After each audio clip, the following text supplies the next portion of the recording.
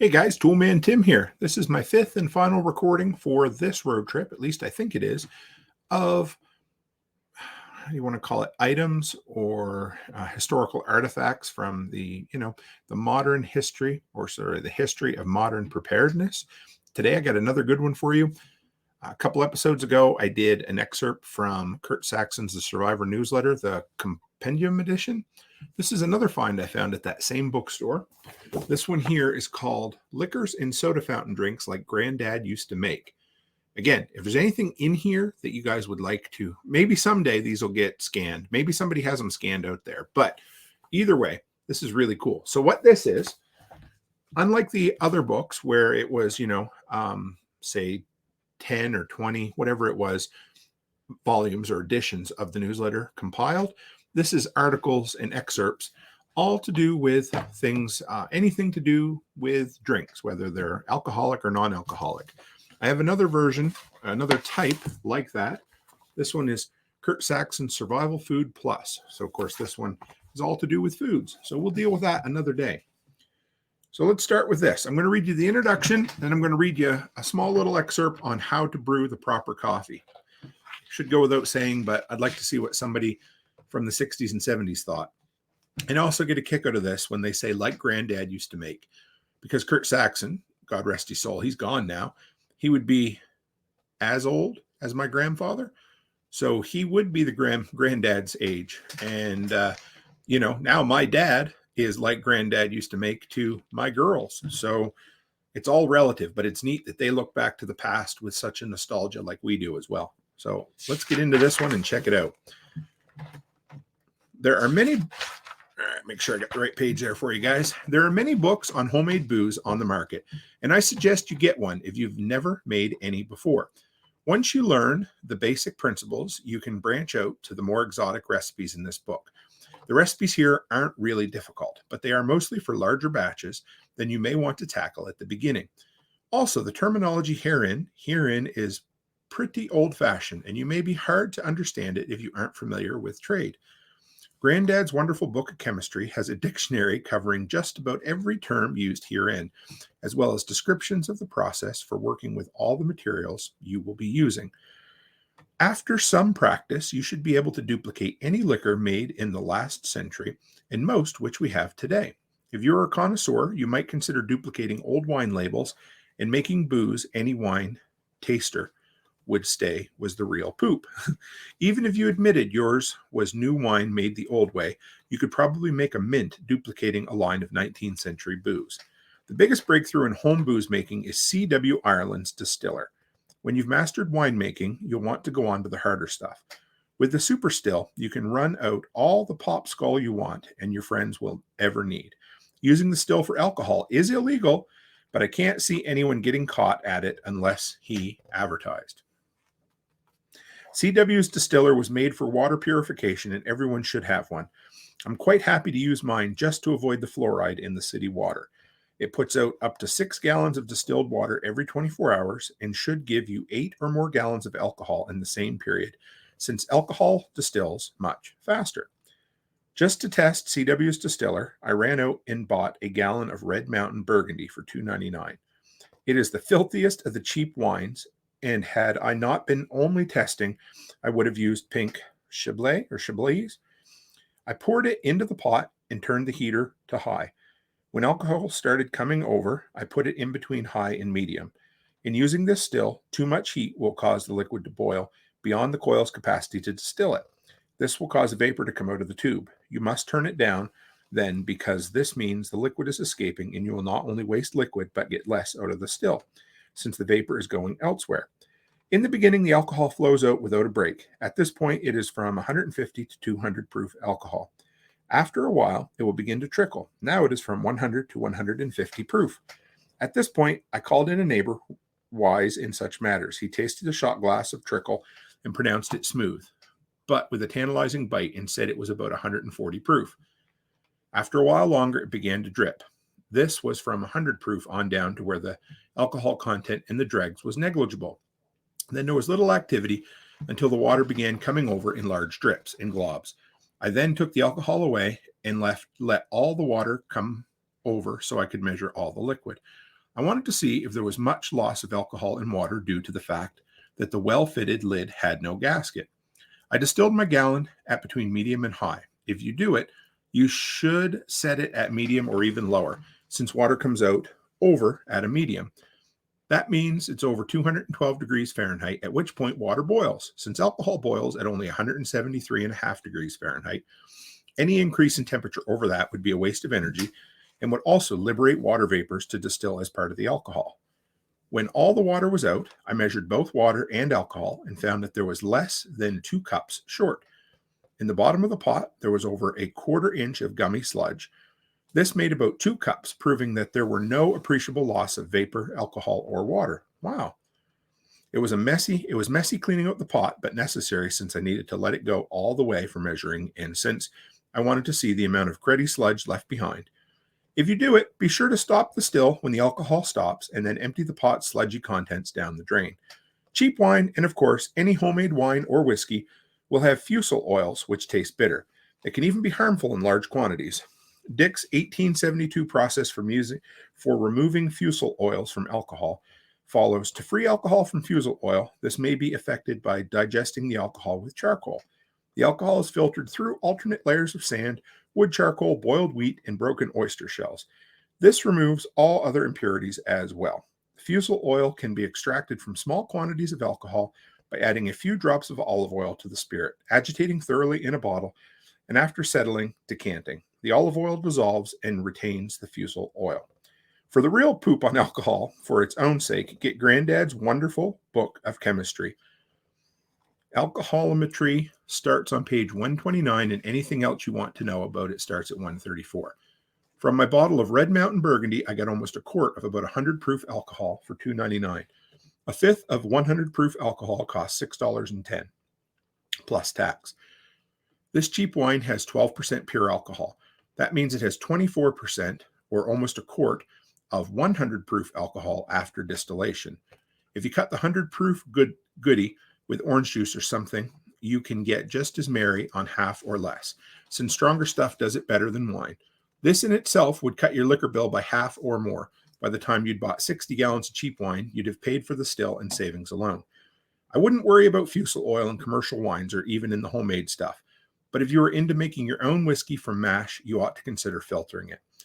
If you want the alcohol for chemistry or making extracts, hash oil, flavors, etc., you can redistill the alcohol until you've got the purest stuff going. If you make your own wine, you can make popskull to sell. The still would work just as well with whiskey mash. You could fit the still and pot lid to a cooker of unlimited size and get at least 8 gallons of alcohol in 24 hours. My granddad usually had something going back in the hills. His still was primitive compared to CW's, and it took a lot of work. If he'd had my Aqua Vitae AC6, he would have made the proper sized hole for the still lid in a 55-gallon steel drum and used that. He would then have put the drum on the stove in a back room, filled it with mash, and then lit the fire. Then he'd have just sat back and relaxed as he liked to do. Also, he'd have had less to fear from raveneurs. I guess it's supposed to be revenuers, but it's spelled funny, catching him in his own home than when the still was hidden outside. If you want this still as soon as possible, send CW $180 plus $10 shipping. So that was kind of a plug for his still, and it looks kind of cool. So I don't know how many of you out there have done home brewing before, but I've dabbled over the years. When I got interested, I did it, and then I quit. But 2 books that I really, really loved were The Joy of Homebrewing, that is the Bible of homemade beer, and one I found at the library one time that I've always wanted to try to own in my own library was the Foxfire Guide to, I think it was wine and beer making or something along those lines, but that was my introduction to the Foxfire book set. And if you've never read the Foxfire books, you need to. They are a virtual treasure trove of historical skills that we have lost. And it was just a great book. I love that entire look at the Appalachian Mountains and the life that they lived and the whole works. So now, just spilt pop on the floor. I hope you like that. Well, that was fun. I hope you guys enjoyed that little brief interlude. So I'm going to move on to coffee that is good, because I've asked that question before and I've said, what makes a good cup of coffee? And most people tell me it's whatever you think it does. And I will tell you one thing, that a new coffee maker in my house makes a better cup of coffee than an older coffee maker, because mine gets scaled up with calcium like crazy. And every time I clean it with CLR, I get a much better tasting cup of coffee every single time for a month or two afterwards. And then I get lazy. I don't do it. I don't realize it.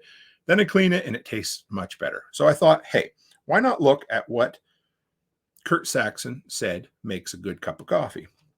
Coffee that is good. To make a good coffee is apparently not so simple as it may seem. If general results count for anything, the coffee served at home, some of the best restaurants testify to this. And even the homemade morning cup of coffee is seldom perfectly satisfactory.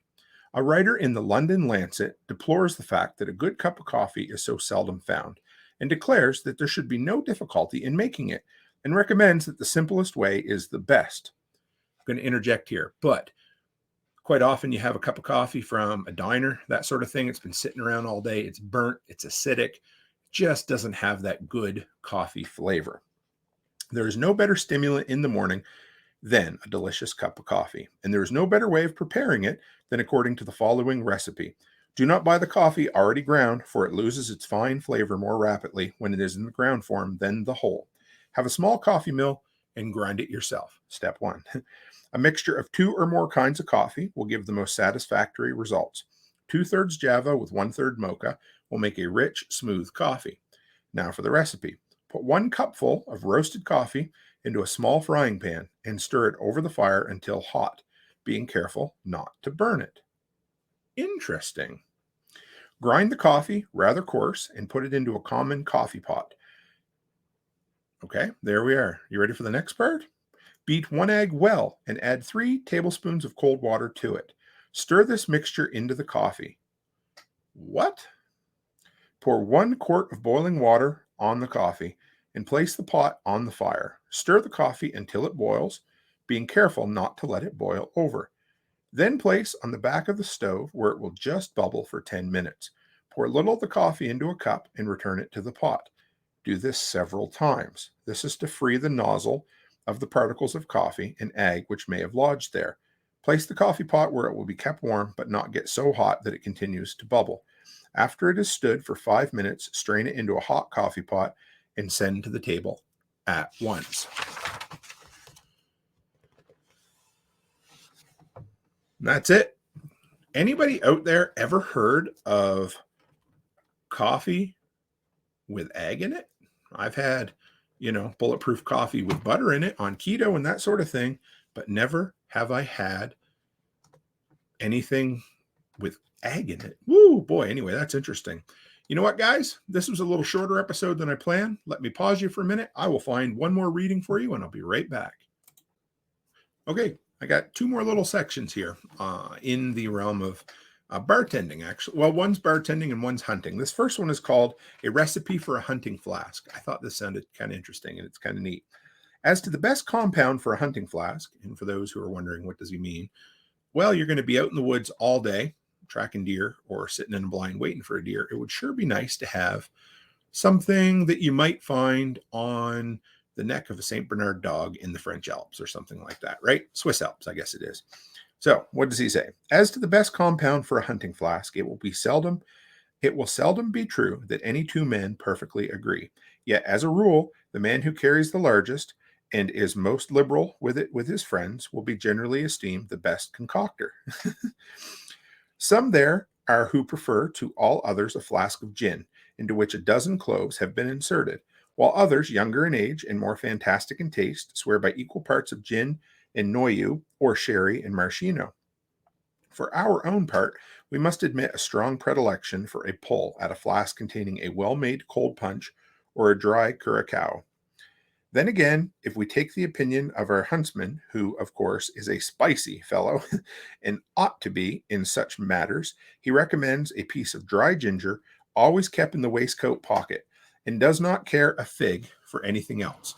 So much for difference of taste.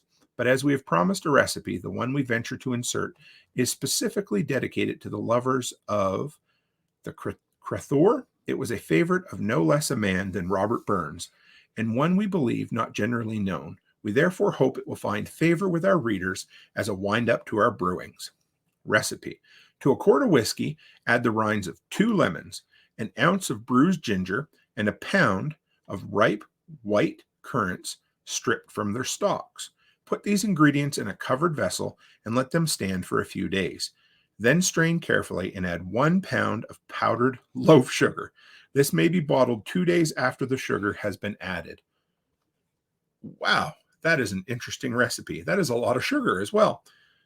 A quart of whiskey, a pound of sugar, and a bunch of fruit for flavor. All right. Finally, I want to read you the model bartender. I like this because it's as much a reflection on what makes a good, interesting person as opposed to just a good, interesting bartender. He should be a man of good character, straight personal habits, good temper, cheerful, obliging, wide awake, quick, graceful, attentive, sympathetic, yet too smart to be, quote unquote, worked, neither grum nor too talkative, of neat appearance and well dressed. He should study the tastes of the patrons. For instance, in mixing a cocktail, most clerks make the mistake of putting in too much bitters, in which case the drink is spoiled, or rather is unpalatable to the customer. Most men like but very little bitters. Not me. I love a lot of bitters, but that wasn't in the article. You should, in order to become proficient and popular, study all the points in the mixing of all drinks.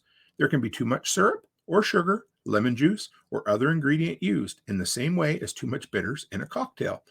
This is a profession that every man cannot master. There are men who would not make a first-class bar clerk in a lifetime. A clerk should not encourage hangers-on, loungers, or men under the influence of drink. In fact, he should never sell or give to a man in his cups, for this feature casts the greatest odium on our business, which could be made as legitimate as any if in the hands of a proper persons. Interesting. I like that. I love looking into the history of what people thought made a good individual. I think, speaking of what made a proper bartender in this instance, also refers to what makes a person, or a good friend, or a good host, being attentive to other people. I'm reminded of Dale Carnegie's How to Win Friends and Influence People back in the day. And really, it just came down to observing the people you're interacting with, and to some extent mirroring that back. And that's really what makes a person empathetic, I think, in a sense. And I guess a bartender has to be empathetic, or at least sympathetic anyhow. I think the best ones are probably empathetic, but that's neither here nor there. So I'd like to hear from you guys. What is your favorite bartending? Now I'm going to say home brewing, homemade wine, homemade spirits, that sort of thing. What's your favorite book or list of books that you would say all people should have on their bookshelf? All preppers, survivalists, homesteaders should have on their bookshelf.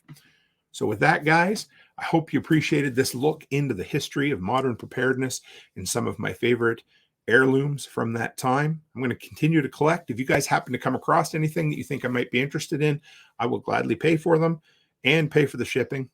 But yeah, from there, guys, I appreciate you. And by the time you've heard this, I should be on the road on my way home after a 35 to 40-day road trip, depending on what ends up on the other end. So with that, guys, I always appreciate you. And as always, stay happy, stay healthy, and have a great week.